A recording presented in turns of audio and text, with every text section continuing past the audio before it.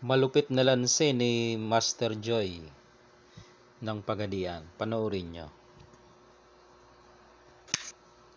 214 yan. Tinakpan niya. Yan. Yan. Pag tira dyan ng puti, ang ginawa ni Master Joy, siniguro,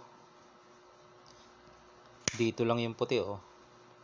Pagkain, tapos kumain, ayun, pasok na agad sa trick shot ni Master Joy, mga bossing. Yan, oh. Yan ang tira ng mga master, no? Grandmaster sa dama. Ito lang ginawa, oh. Pakain. Tapos, pakain ng 3, 4 na ang malulugi sa kanya. Pakain pa ng 2, 6 na lugi sa kanya. Ayun, bumawi.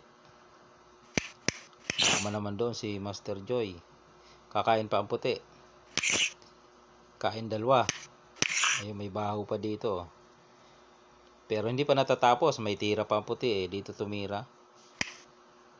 Kain lang. Doon. Dito lang. Yan.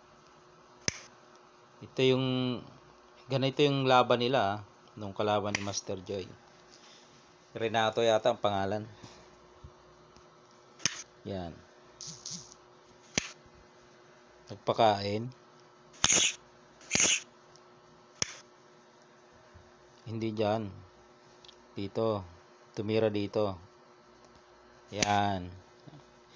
Yung kanya namang kalaban tumira dito. Okay. Yon, saka siniguro. Pag iwas, nagpa-atras si Master Joy. Umabante. Siniguro.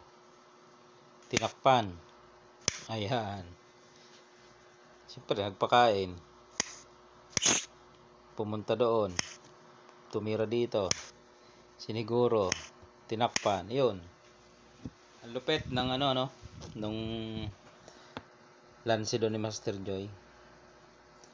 Pagkain, biglang kalasan. Ganda. Yan ang mga, tira ng mga Grandmaster. Malulupit talaga. I-share ko lang, mga boss. Baka makakuha kayo ng idea doon. Tira ni Master Joy.